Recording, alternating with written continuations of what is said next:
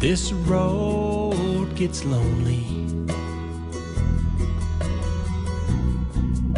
since you've been I'm Gloria gone. Horsley, and I'm interviewing Dr. David Meagher, a professor emeritus, City University of New York. To console me. We personify our pets. They become members of our family, just like any human person in our family. And so when we lose that pet, we react in a very, at times, very, very acute grief over that loss, and very difficult for us to cope at times with the loss of that pet. For children, a pet loss is a very, very serious loss. For them, many times it's their first loss. They've never experienced the loss of someone or something in their life. And children very much personify that pet. It becomes their friend, many times their closest friend. So the loss can be very, very difficult for them to deal with. Because we don't prepare the child to deal with that kind of loss, and many times we don't allow the child to act out in any way to do anything with that loss. Sometimes we hide the loss from the child, pretend it didn't happen, and sometimes we try to replace the pet, believing that the child will not have experienced the loss, and we've kind of preserved their innocence. And we haven't helped the child by doing that. I think if a child loses a pet, then the child should be allowed to discuss what that loss meant to them and to help create some kind of ritual, a memorial ritual, a type of funeral that will allow the child to recognize the loss, to share their feelings about what that pet meant to them, and in a way to be able to create the memories that they can take with them for the rest of their life, because they'll always come back and remember those pets. Even as an adult, they'll remember the pets they had as a child.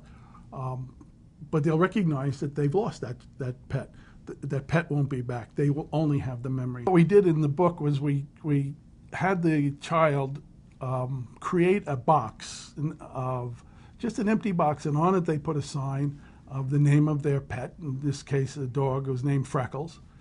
And they picked very significant objects in the relationship with that dog, the toys that meant something to that dog, the bone, the little toy, squeegee toy.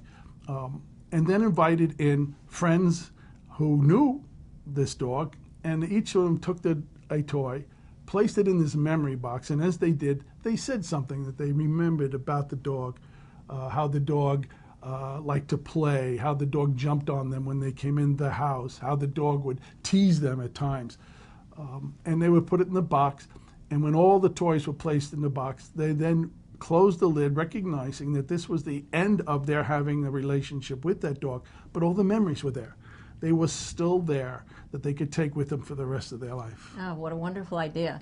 What about getting another dog right away? But again, I think the child should be involved in that decision, whether they want another pet, whether they want another, let's say if the dog was the pet that died, do they want another dog? Do they want the same kind of dog? Do they want a different dog?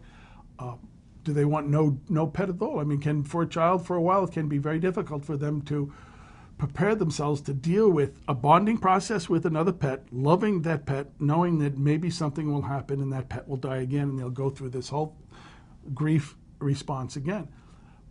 I think the child has to be the one who's involved in that decision.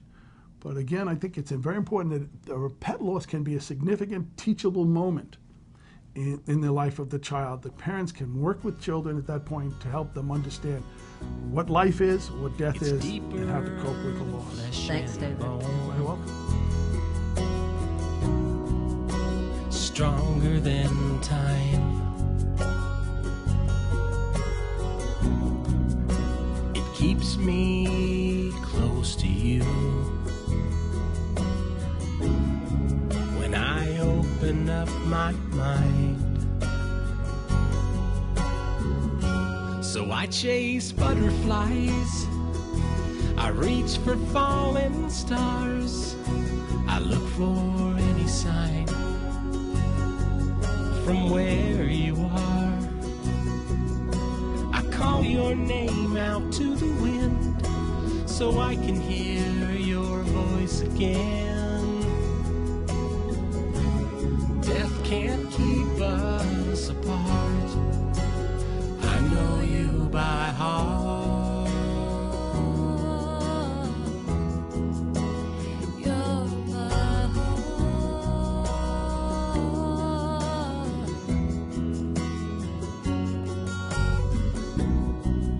People think I'm crazy, 'cause I talk to you this way. Oh, but you amaze me with the words I feel you say. You're the inspiration that keeps me strong. I know you're just beyond my touch, but you are never really gone. So I chase butterflies, I reach for falling stars, I look for any sign from where you are. I call your name out to the wind so I can hear your voice again. Death can't keep us apart, 'cause I know you by heart. You're my heart.